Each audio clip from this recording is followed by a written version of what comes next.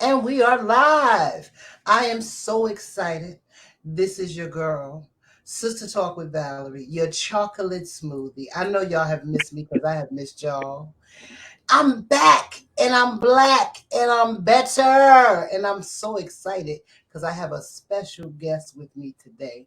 But I kind of wanted to bring y'all a little up to speed. So I've been on hiatus for a while because Sister Talk with Valerie, me, Valerie, your chocolate smoothie, has been really taking some time to really get my piece back together. And a lot has happened in that time.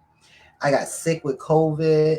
Oh, it was terrible. I thought, like, oh my God, it's time.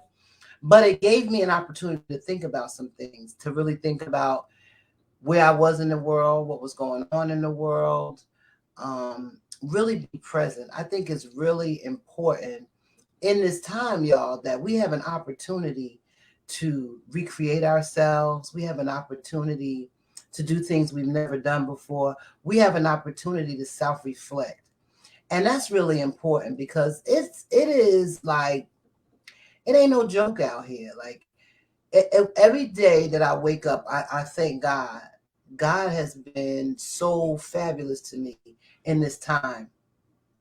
But as I'm looking at the things that's happening in the world, I see that we are in a world now that is so confused, backwards. Like we're in the middle of a pandemic and we are relaxing, people wearing masks. Folks is getting mad because they asked them to wear a mask. People are killing people, not like they haven't been doing it before, but at the drop of a hat, there's this aggression that's happening in the atmosphere that you can almost not even look at somebody the wrong way and they jumping off. We have so much division in our political system. Things are not changing. As a matter of fact, for me, from an environmental systematic point of view, I feel like things are getting worse. And then we have us. It is February, the one month that somebody designated as Black History Month. When we know we Black 365, right? So now we're in Black history, and I'm saying this when? Because I always came from the approach of when are we gonna wake up, right? When we gonna Mhm. stay woke, we gonna stay woke, we gonna get with it.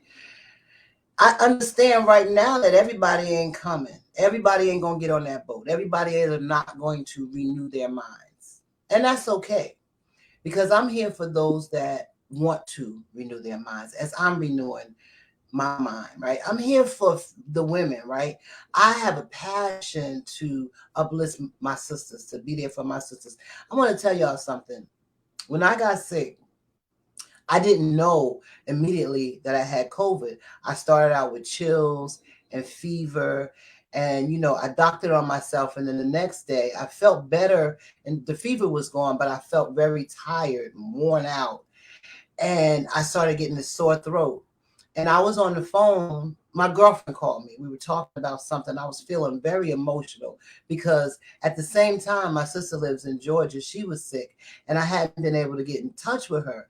And I had this sort of this pressing sadness and urgency on me that I needed to get in touch with my sister because I didn't know how she was doing.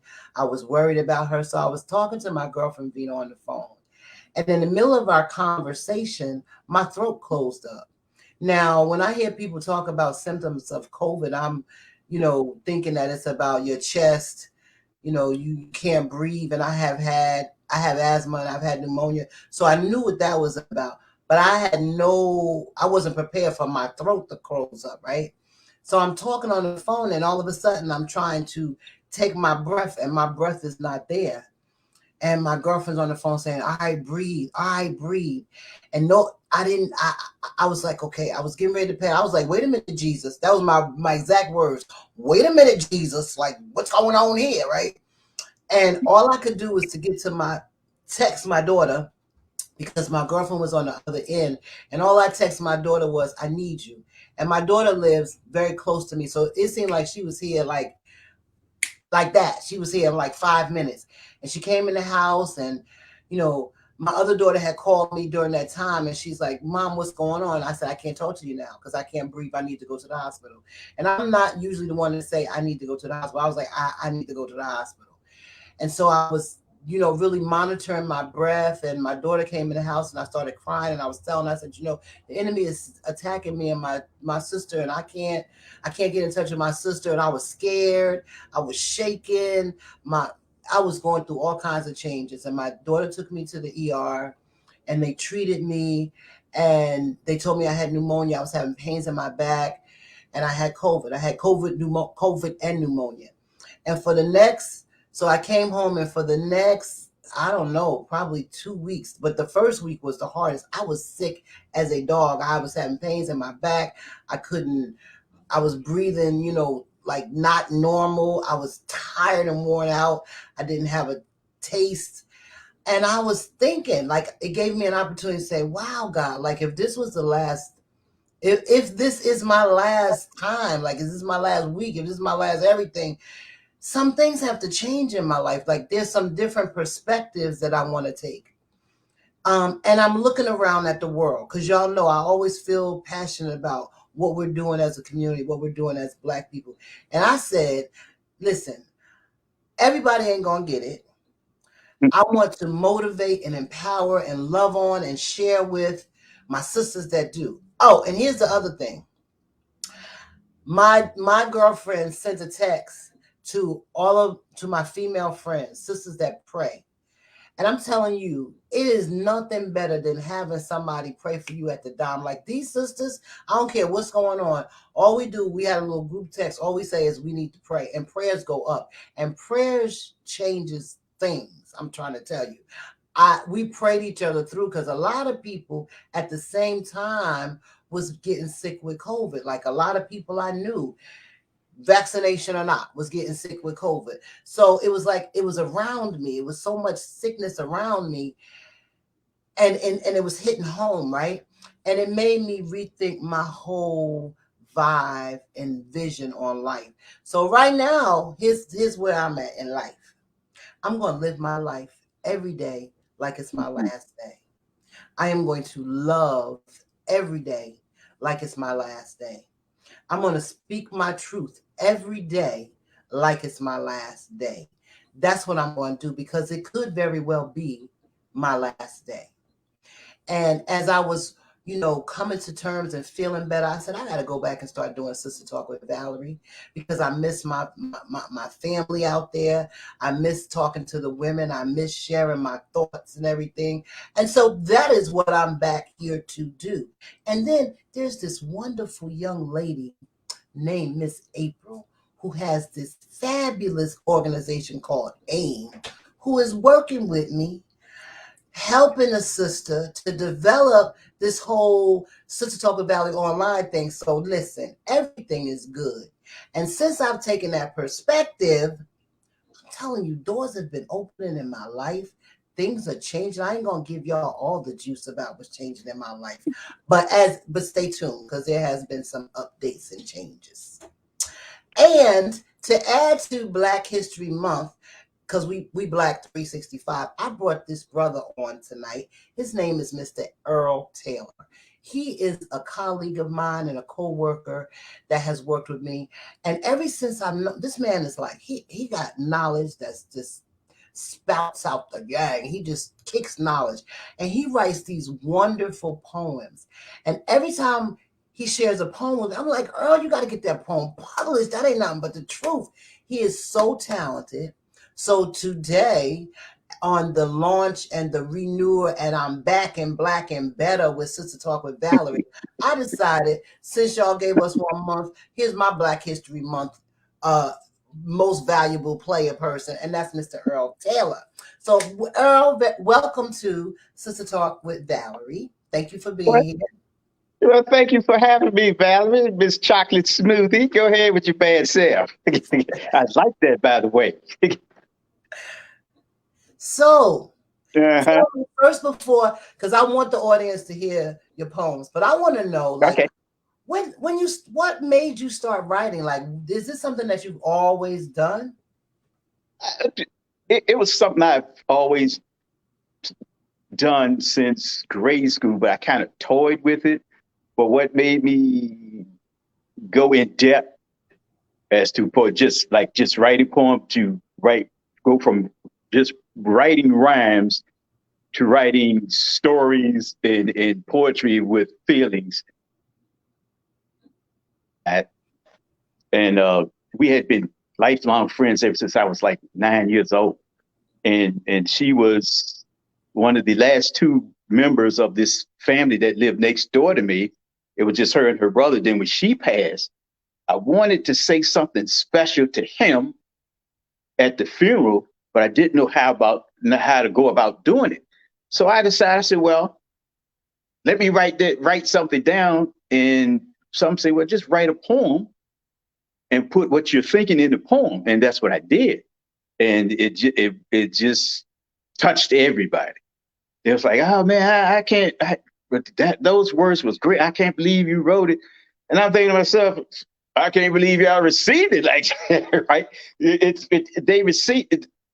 They received it. It was received uh more. I think it hit home more than I realized it hit home. That as I started putting my words down on paper more and more, I started collecting my thoughts from different persons, conversations, angles, readings, and I was able to broaden my scope of poetry from just say for most poets, I shouldn't even say this, but as from being narrow with poetry, it kind of bottlenecked. It kind of opened up. If that makes any sense. See, I think that like words are so powerful, And they you are, know, yeah, and when you align them in the right way, they almost sing. You know, they almost yeah, have to right, take on right. their own life. Yeah, and during the course of reading, and I don't just like write poems to be writing poems. I have to feel them mentally first before I can put it down on paper. Right. And here's the crazy part of how I go about doing it. I will come up with a title, right? Then I have to come up with the ending. So if I can't come up with the ending, I can't write the poem. But if I got the title and the ending, I can fill in the rest. Oh man, that's unique. So Yeah. it's not even about a concept. It's about whatever the title is and how is And this then going to how I go. want it to end. Yeah. And So then you if just I can fill get the in the blank. title first, and like I said, whatever I'm thinking about, I have to word it just where I want to hear it myself. Then I say, okay, now how do I want this to end? Because I can't have it ending any kind of way. So once I get my ending, then I can go from the beginning, and then I can just take my words from the start and match them up to the ending. If that makes any sense. So you had your first poem. It was received well, but Yes. that does not say, "Hey, I'm gonna go out here and I'm gonna write some poems." So what was it that then motivates you? All right, I'm gonna write another poem. Hey, Miss Eunice, how are Mhm. you? Right. What motivated me to write poems? My friend Tony, he's a minister, and I wrote him one. These words I speak for him. He said, "Man, oh, man, you can read them at church." I said, "Okay, I can do that." He said, "If you want to write poems to read at church, I'll allow you to read them." So, okay, cool. But then I start writing spiritual poems. Then as you lose people along the way, I wrote certain poems for that. But like for instance, when a friend of mine died named Mimi, I always felt that her family was a little too judgmental because Mimi she was a great person, but she was a free spirit. In other words, she was Frank Sinatra. She did it her way and didn't care who liked it or who didn't. So I said, well, I'm gonna write this one for Mimi, and the title of the poem was "Judge Me Not." Yeah, and when I gave it to her mother, and her mother read it, and she had it read at the funeral because I couldn't attend for some reason or another, and she said that poem floored everybody, including the minister that performed the eulogy.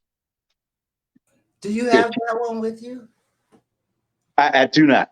I do not. I just thought about that poem as we were talking, but no, I do not.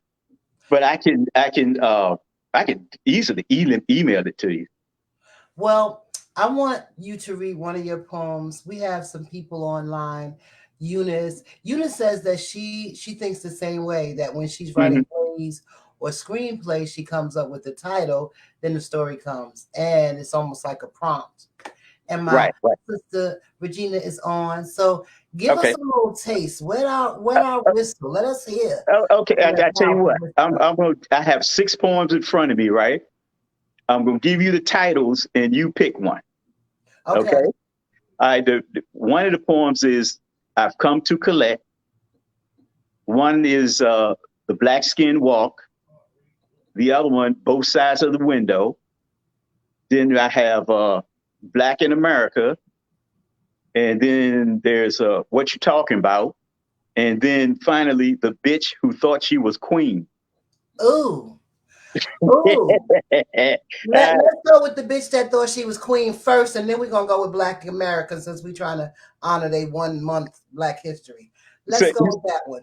say, go with the bitch who thought she was queen first. Okay, can you hear me? Because I got a little static on your end. I can hear you. Maybe talk up a little louder for the audience just so they can hear the words that are coming out of your mouth. I mean, am I coming out? I mean, am I speaking? Can you hear me Yeah. clearly? Yes. Okay, all right, here we go. The bitch who thought she was queen. The audacity of one makes it hard for us all. As time passes by, justice will call. She is unable to see the error of her ways, sitting high on a pedestal, thinking grandeur for days, looking down upon others, going about their life, causing them nothing but misery and strife. Is it easy to it is easy to stand tall, standing on the shoulders of others, mistreating your sisters, disrespecting your brothers. What makes you think you cannot be touched? Do you think the powers that be love you so much? The bitch who thought she was queen.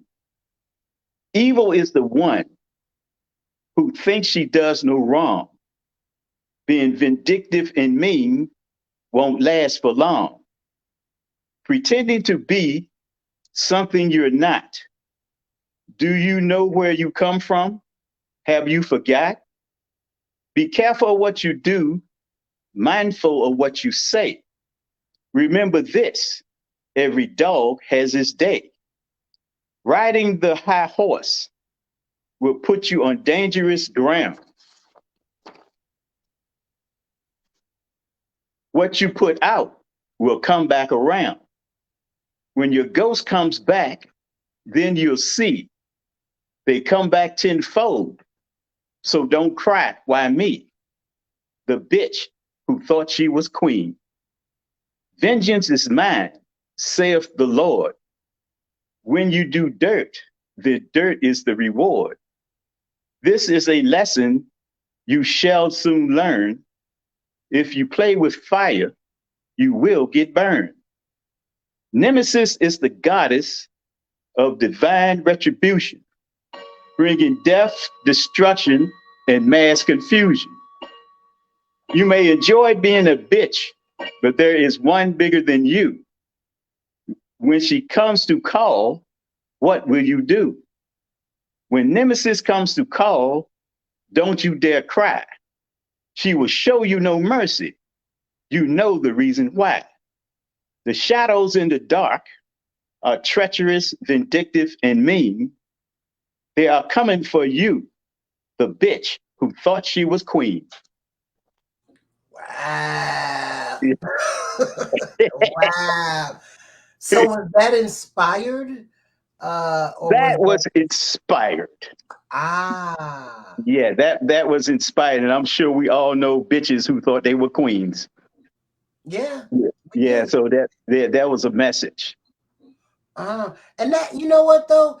It's not just you can really say that about not just folks that want to be bees, but in general. when you feel right, your in high general, horse. it covers a broad stroke of life experiences, put it that way. Because, some people, unfortunately, and we all know them, have this delusion of grandeur. Mm. Some people just put more importance on themselves than they really have. That's a good lesson too, Earl, because I think that's the downfall of a lot of people. You get to this place in life where you feel like, I'm up. It's all about me. It doesn't matter. Exactly. People don't matter. It's only about what I can get, what I can do. Hmm. And it's like you said in the poem, forgetting that, you know, you got to come down that same Yeah. road or mountain that you went up. You have to Hmm. go. My mom always used to say, be careful how you treat people because the same people you meet going up, Yep, it's you got to coming meet the down. same Yeah. people coming down. Yeah. Yeah. Cause I've heard that put in a different way. I heard people say that I had an old white man told me one day, he said, boy, and I didn't get offended. So I hope I'm not offending anybody by telling this story because it's true. But to get the man, like was in his 90s and I was like 23. So to him, I was a boy. So he said, boy, let me tell you something. He said, the toes you step on today may be attached to the ass you have to kiss tomorrow. That's And I real was like, talk. yeah, yeah. He put it out there. That old dude put it out there. He That's said, real talk. yeah, We got to be careful what we say, how we treat people, thinking that exactly. Yeah, because you never exactly. know. I You was you talking never to know. somebody the other day about knowledge and how you can get knowledge from any place. And, you know, I, Yeah, I was saying this to my grandkids, like, don't despise small beginnings and don't think you so smart that you can't learn something from the homeless person on the street. They had a exactly. life before they Exactly. got there. You know what I'm saying? Or the child. Hmm. No, or people, you got a degree, you have a degree of knowledge in that specific area.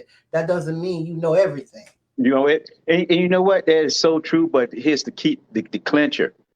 People need to take time to listen to the other person, listen to them, and hear them. Because if you don't do either or, you letting knowledge pass you by. And I give you an example. I was working constructions, and I probably was like 37, 38, and this little young white boy named Steve Willard. I'll never forget him. Steve has passed since then. Uh, he had a drug addiction, excuse me.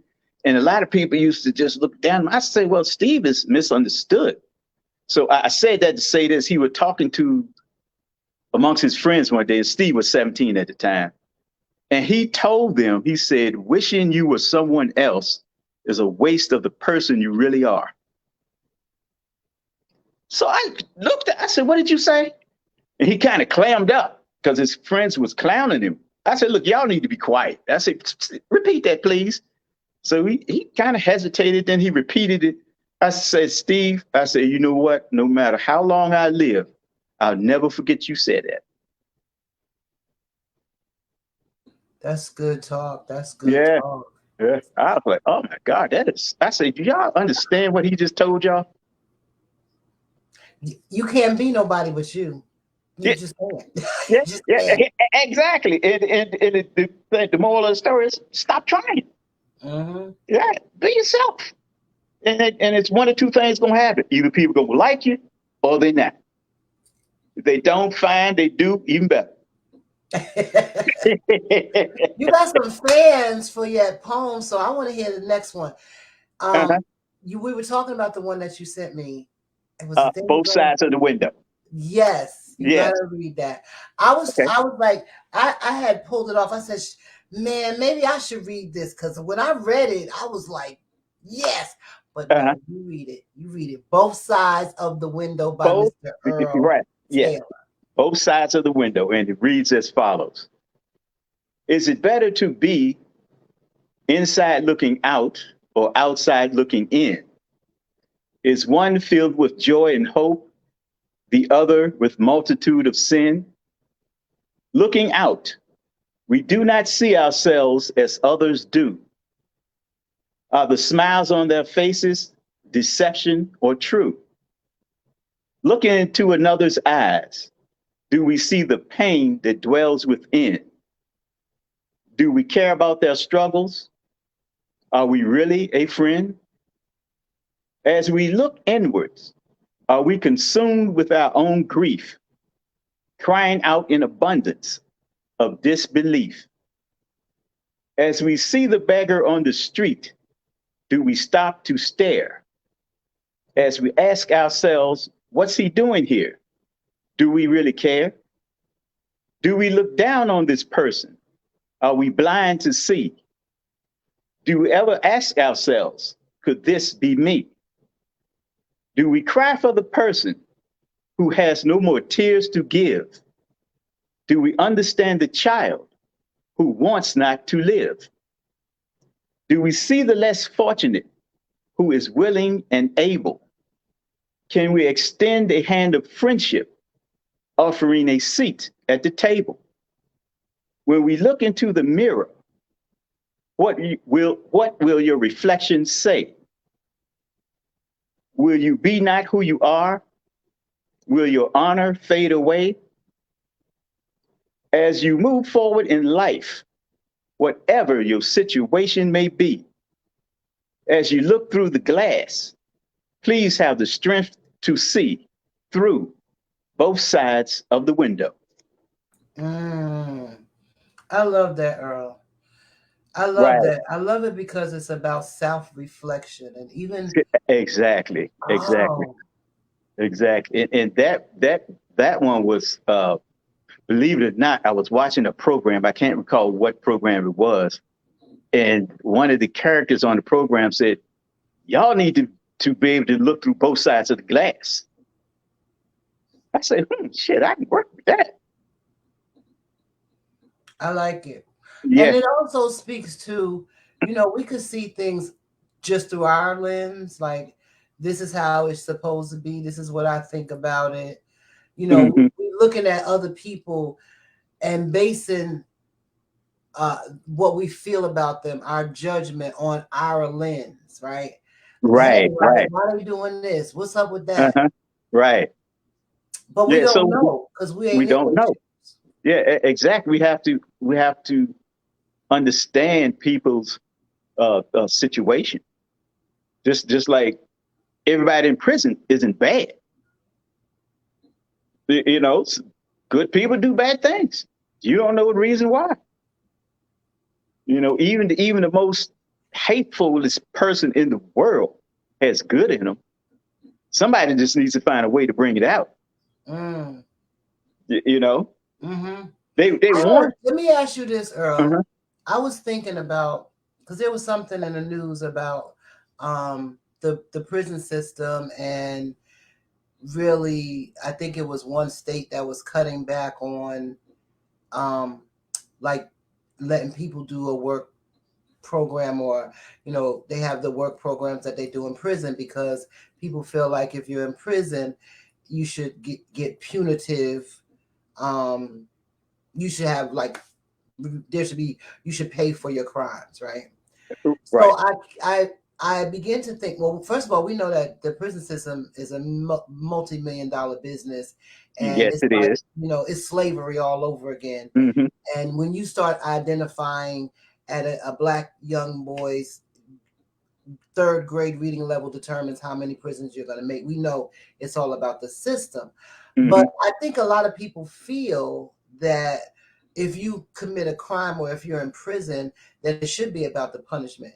So my question to you is, and on the same basis as that poem, what's more important, rehabilitation or punishment if someone commits a I, crime? I would say that in my opinion, I think that would be catered to the individual, if that makes any sense, because most people, and this is my thinking, most people that's in prison can be rehabilitated if someone has a little faith in them and tell them that you have faith in them. And then you got those that just ain't going to do no good no matter what you do or say. You know what I mean? So for that few that's not really going to do any good, then it's the punishment. You just got to make it worth the punch. And you can tell them, the ones that would, but the ones that did something wrong, they acknowledge it and they're remorse about it and they're willing to make a change, then rehabilitation comes into play. And if they're feeling remorse, it's not hard to rehabilitate them because they're already sorry for what they did, but we don't know the circumstances which created to cause them to do what they did. You know what I mean? Mm. I'm gonna Yeah. have that's gonna be a topic on one of my sister talks with Valerie, rehabilitation or punishment. Because I don't see rehabilitation even in the equation anymore because prison is such a multi-million-dollar business. It's And, about and it is, and I have to agree with that, but it can be done if somebody just shows a little concern for the ones who can be rehabilitated. And I say that because I used to be a counselor at PIR, which is the Psychiatric Institute of Richmond, and we had students from 6 to 17. Once they got 18, they had to go through to Central State, obviously. So and I've had a lot of people at staff would tell me, oh, this one is encourageable, that one is not encourageable, oh, blah, blah, blah, blah. Long story short, my brother and I was counselors over there. So we gathered up all the knuckleheads that they say were incorrigible, and we took them outside. You know what we did? We played volleyball with them. We played volleyball with them because everybody wanted to play volleyball. We brought them down to from their, all that anger was gone. Everybody, we were out there, and this was black, white, male, female. We all on this volleyball court having a good time. We were having such a good time that the senior administrator came out there and said, y'all can't be out here without staff. And my brother and I looked at him and told him, like, here's our badge. We are staff. And everybody turned, when they said that, everybody turned around and said, they staff. They out here with us. And he was so confused, for lack of a better term, because he was like, and then naturally we got called into the office. They was like, well, how did you get them to do that? I said, well, I asked them. And the reason he said, well, you asked them and they did? I said, yeah. I said, the problem is, I said, when y'all have y'all little group sessions, conversation, what it is, I see everybody in here puts on these airs. And when my brother and I was in group sessions and they were telling us what we did, I was like, oh, Johnny, I did that. I smoked a little weed, I drank, I skipped school, I stole stuff out the store. And they was like, oh man, you the only staff that ever admitted doing it. I said, I'm not perfect. I said, because if I was, I could walk water, and we all know I can't do that. So I said, so I'm not perfect. I ain't even here to try to shoot you a bunch of crap. I'm just telling you how it is. I said, I'm telling you, if you do X, Y, Z, I said, let me rephrase. I said, you do what you do, you get what you get. that's it. Get bottom line. So I say, and what I don't mean to cut you off, but I'm going to say this. I tell people all the time, I said, no matter how far you throw that boomerang, sooner or later it's coming back. Now, the question is, what's on it when you throw it? You know? But you know what that speaks to? It speaks to the title of your poem. It's like the glass, how you looking at it. It's Yeah, how really you about looking how through the you glass? Yeah. absolutely. Yep. So, what will be our next poem that you're gonna read for us? Oh, well, since it's Black History Month, I think I will go with Black Skin Walk. Oh yeah. Yeah, now see, I wrote this when I was watching a movie. I forgot what movie it was, but they had this song on it, Black Skin Mile. And I thought they said Black Skin Walk. So I rewind the movie and I was like, oh, Earl, you loud and wrong. So I said, oh man, let me regroup. But that title, Black Skin Walk, just stuck in my head. I said, well, you know what? I can work with this. Okay. And Black Skin Walk reads as follows. Born unto the world with a dark color of skin, looked down upon by others as if it was sin. Do they not see the soul that rests inside? As I hold my head up with dignity and pride, why am I looked upon as a mindless buffoon? for they know me not, as they have judged me too soon. Why must I be profiled as vicious, conniving, and bad, treating me as a heartless criminal? This is truly sad. Do they not like the words that I carefully speak, trying to deny me the opportunity I desperately seek? I ask no more than you, as I expect no less, for I shall keep pushing forward as I do my best. I am not this thing that can be easily pushed away. I shall stand strong tomorrow as I will today. What goes on inside one's mind? Why am I being unjustly persecuted? This is not kind. I will achieve great accomplishments while through life I go. I will not be denied my place in history, just so you'll know. My words may seem empty. You may think I'm just talk, for you should gaze upon me as I take the black skin walk. Man, that's a walk, Earl. That is Mm, a walk. That's a walk. don't I That know it? black skin walk. Yeah. And I think I'm at a place in my life where, we look at all the protests, we look at all the every 60, 30 years civil rights movements. We look at the Hmm. fact that, we had all this hoopla and, God bless them, the folks that protested and marched, but I'm Yeah, still trying right, to figure right. out what accomplishment that Hmm. did. It always brings us closer to something. I know, Right. I have big respect for our civil rights leaders because it brought us close to something, right? Even what Hmm. happened with this past couple of years, and Exactly. it brought us close to Exactly. something, but it still keeps us in a place where we still are not seen as the beautiful, intelligent leaders, kings and queens, Ha, yeah, that we are. um, the mother of the earth, who Yeah. was a black woman. We Hmm. still have to deal with the same things. And it's almost like, look at the state we live in. We move by who's in power, right? Hmm. Now I was listening to someone talk the other day about how, yeah, we can't talk about health equity or racism anymore because we got a new governor. Like we just go with the flow. I don't care who's the governor, who's the president, who's what. We still got an issue that we are Right. the elephant in the room. We still don't address it the way we need to address it. Yeah, So you're right. Somebody needs to take a stand.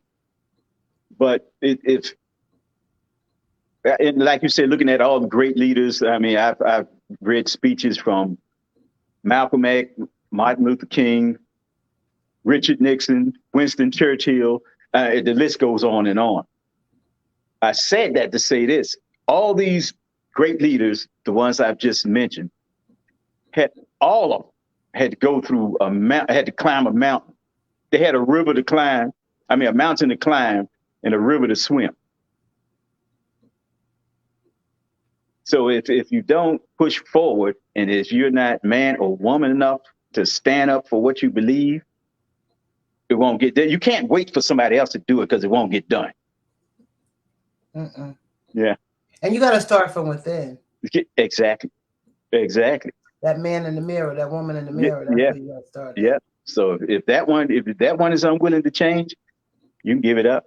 Mm-hmm. But just, I mean, and I'm not mad at the ones who's not willing to change. Just don't get in everybody else's way.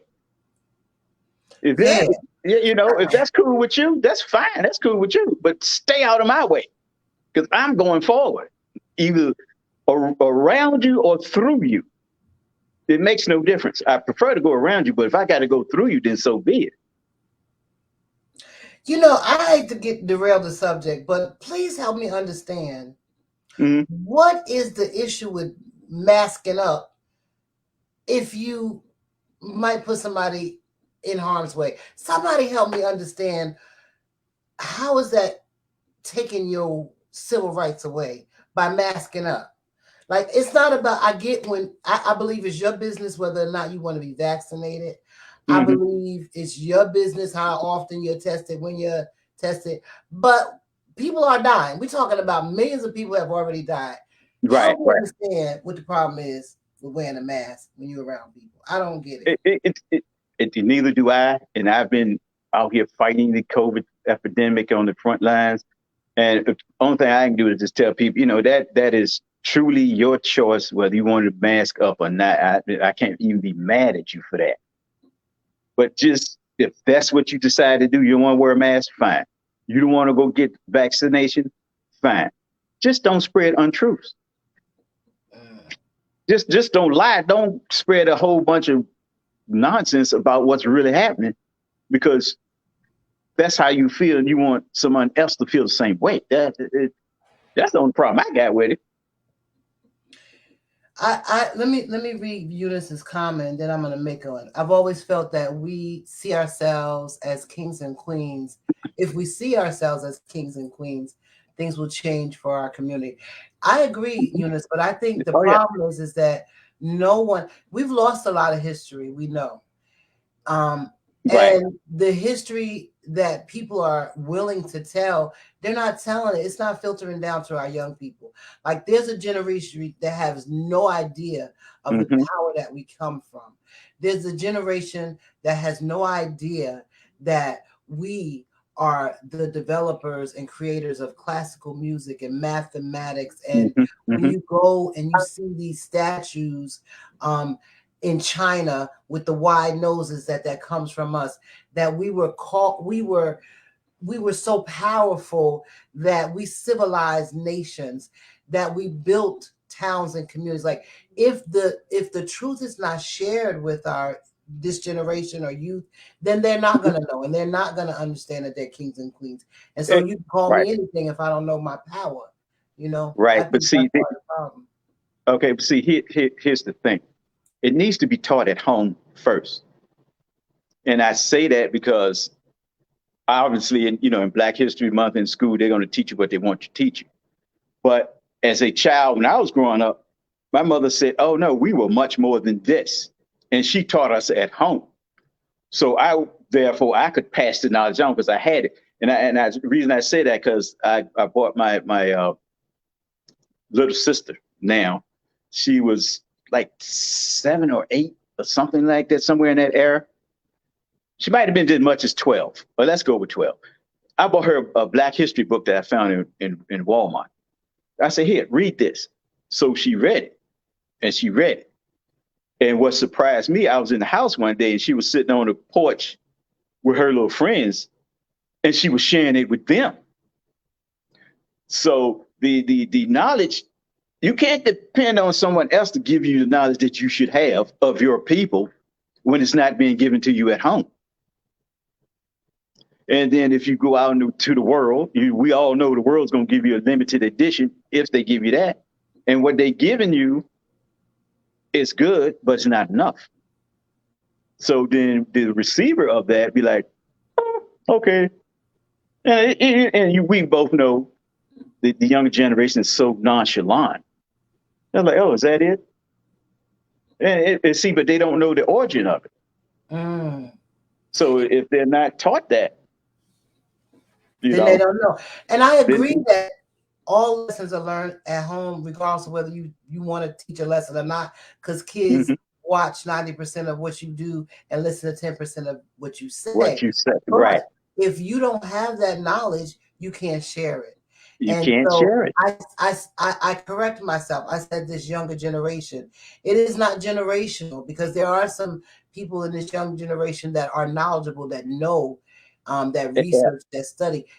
This is about no matter what age group you are, and I can only speak to the Black history pieces of it, yeah, because right, right, it's right. not being taught in the schools like it should be. And when it's taught in the schools, they stop at the fact that they tell you about Harriet Tubman, they tell you Hmm. that we were slaves, but they don't tell you what happened pre-slavery. They don't tell you what happened Right, before we were slaves.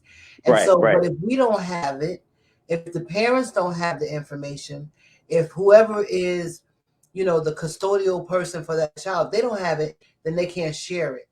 We Right. have to seek it out. It's Hmm. there. Our history has been buried. We never get credit for anything that we do, but we really Right. have to seek out that knowledge. We got Um, that knowledge. Yeah.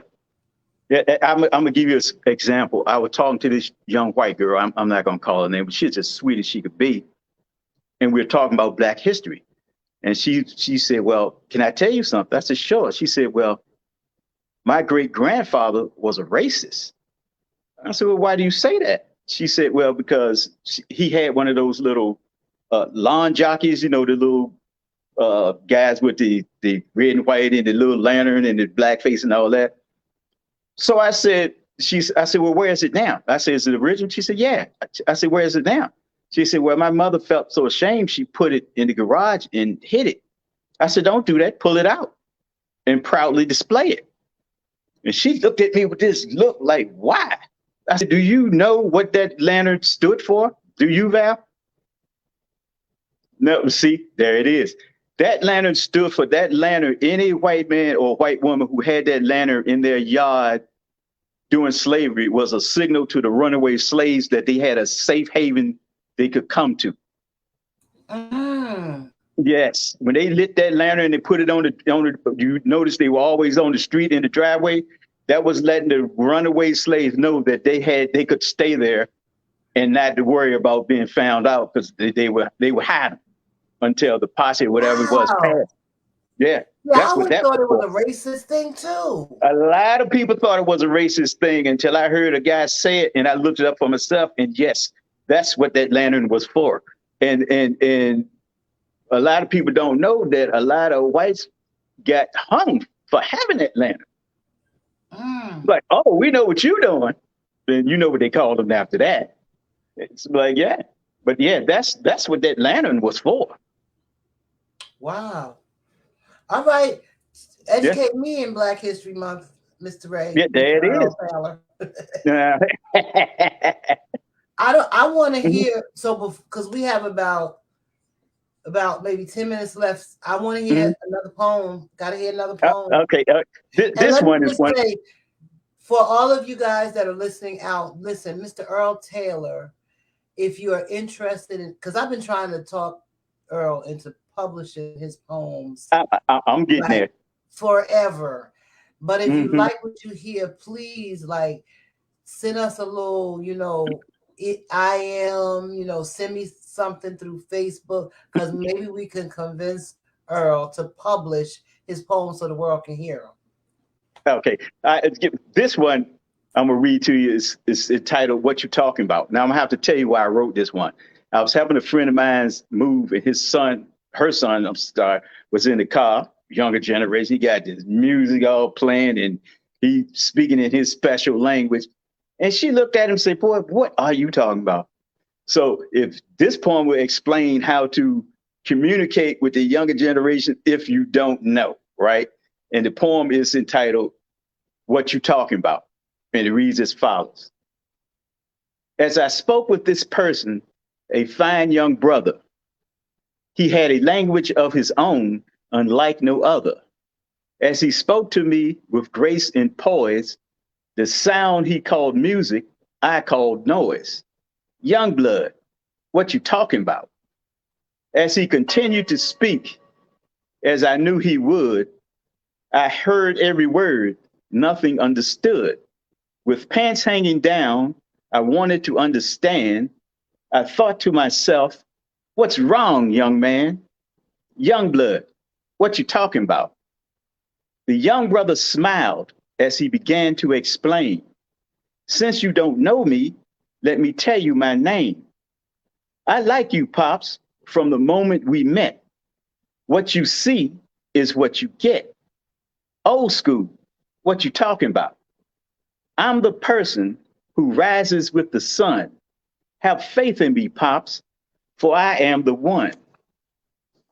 I'm the person with your wisdom, I'll march on. I'll lead the fight after you're gone. Old school, what you talking about? Share what you know. Bless me with your sight. Help me understand so I'll get it right. I am a young man born unto my mother. Don't judge this book by its cover. I am a young man on this path I must go. I'll do my best, Pops, just so you'll know. I'll stand tall to make you proud. Remember my name as you speak out loud. He smiled as he turned, began to walk away. I gotta bounce, Pops. I cannot stay. I like you, old school, without a doubt. I pray you hear me, for that's what I'm talking about.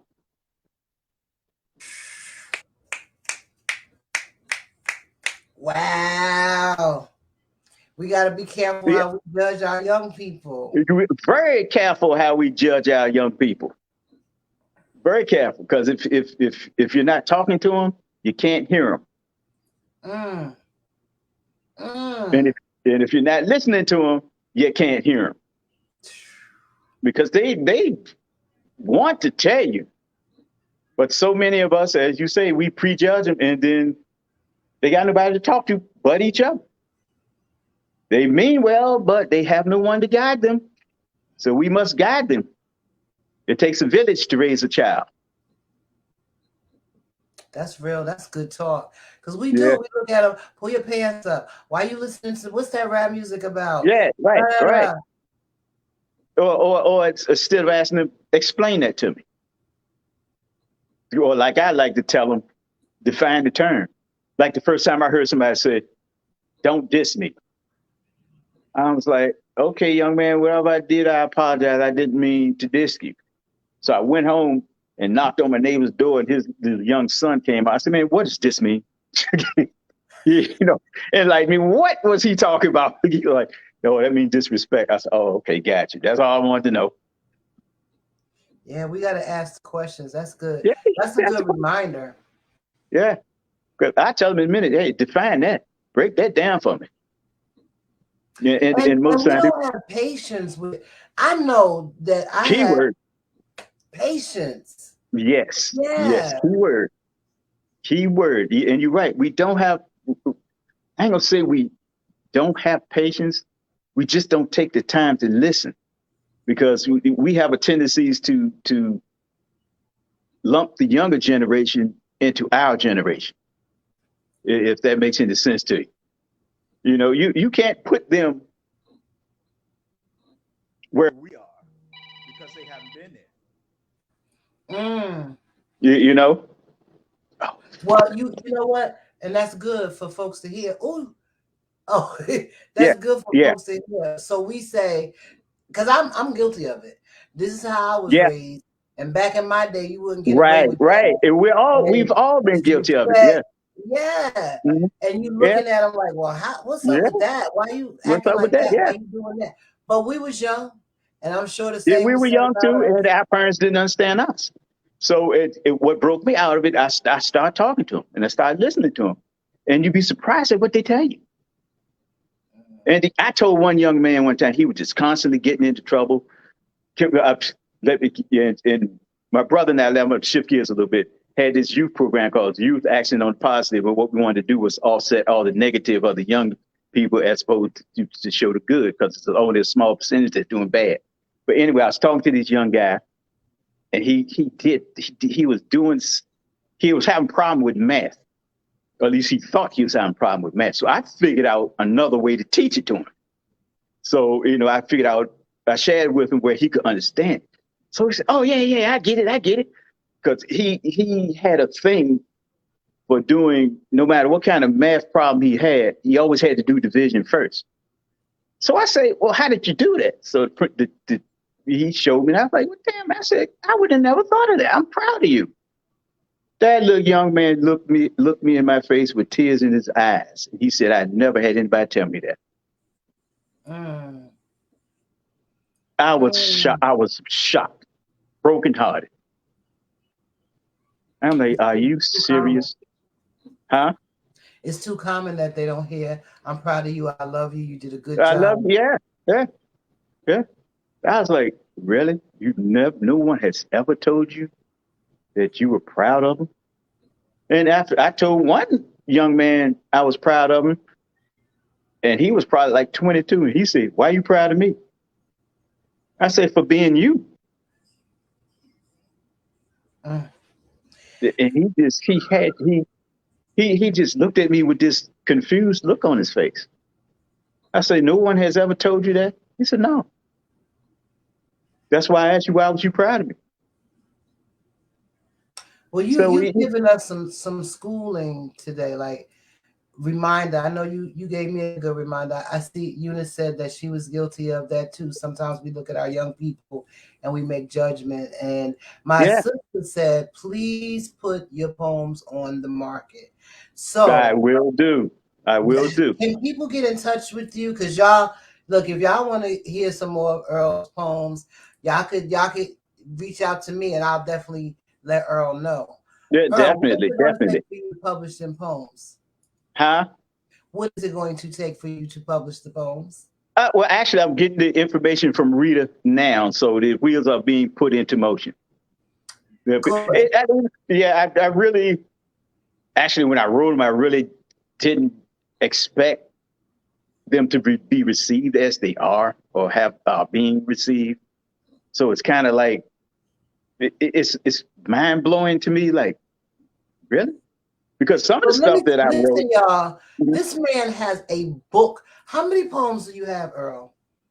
Oh Lord, probably easily 150, 200. Maybe more. This man Maybe, has, yeah, yeah. yes. And, it all comes from how I'm feeling, what I'm thinking. Like the bitch who thought she was queen, I was pissed at somebody at that time. So instead of getting in trouble, I wrote the poem. Yeah. So it's You're a great example that, and so are all of us, that Black History Month is not once a month. We have greatness in our Black that's people right. that's That's right. every day. We don't have to be somebody that you see on TV. You don't have to be a big Right. movie Right. star. You don't have to be a great Hmm. athlete. You don't have to be a model. We got greatness in us. So it is Black History Month, 365, 24/7. Identify your greatness and walk in it. And walk it. Right. Right. Do we have time to do one more? We do. We have Okay. 3 minutes. We're gonna let you do one more because Okay. it's good right there. This one is entitled Black in America. Being black in America, what does this mean? Am I not a person? Am I less than a human being? Being black in America, why do you see this as a sin? Why do you hate the color of my beautiful skin?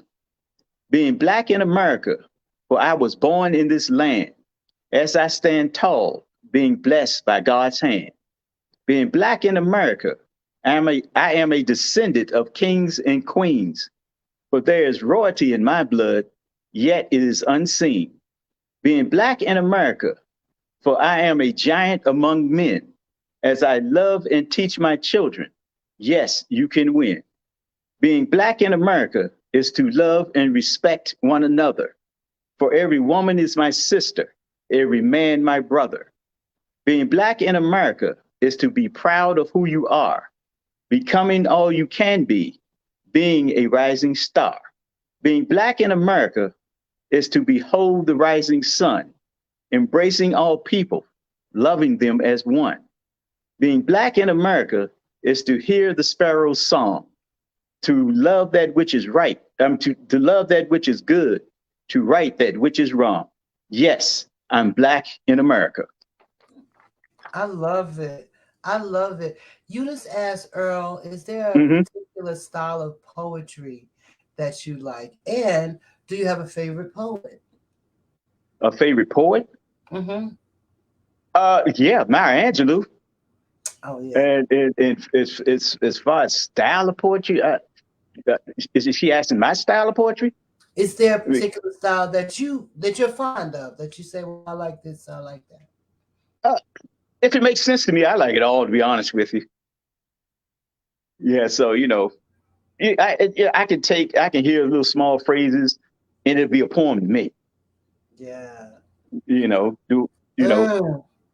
Yeah. So have you ever tried putting some music to your poetry? not as of yet. Not as of yet. That was suggested as well. But me personally, I don't do know how to write or compose music. So I would love to find somebody who think they could do it. That would be a great tag team. All right, we gotta hook up because there's a lot of people out here.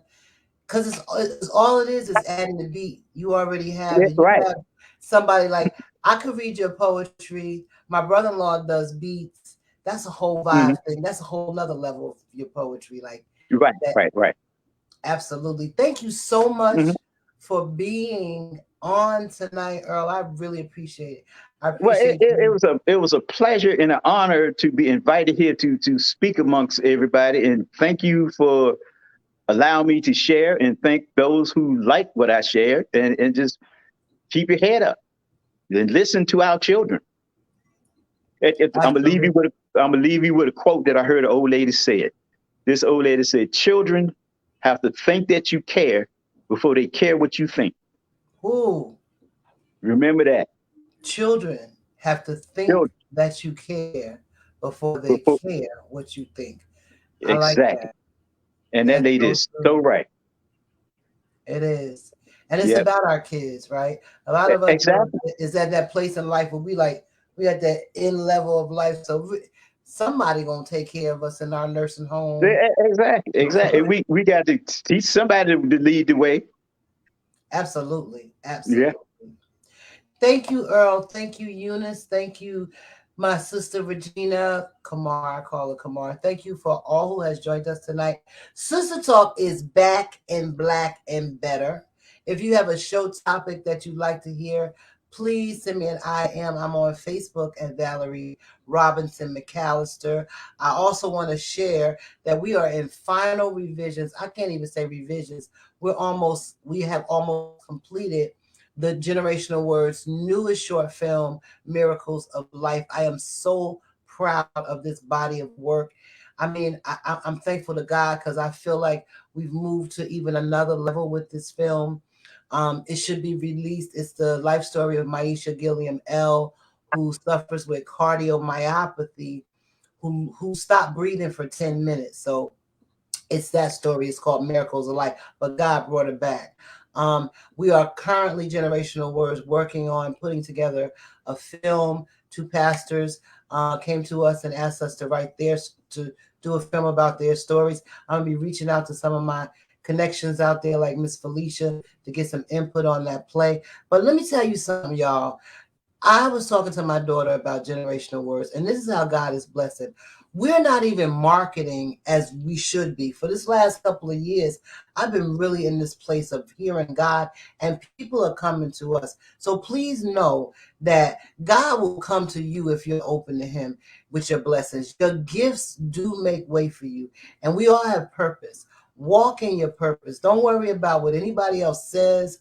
It's not about failure. It's about trying. We're going to fall 50 times and get up and get up and get up because that's what we know how to do. It is when we sit there and we don't move that we become stagnant and we can fail. But as long as we have breath, we have opportunity to get it right the next day. So I love you. This is your girl, your chocolate smoothie, always. And I'm back, and I'm back, and I'm better. So we will see you next week on Sister Talk with Valerie. Thank you for being here. Earl, thank you for joining me. Have a good Thank night, you. everyone.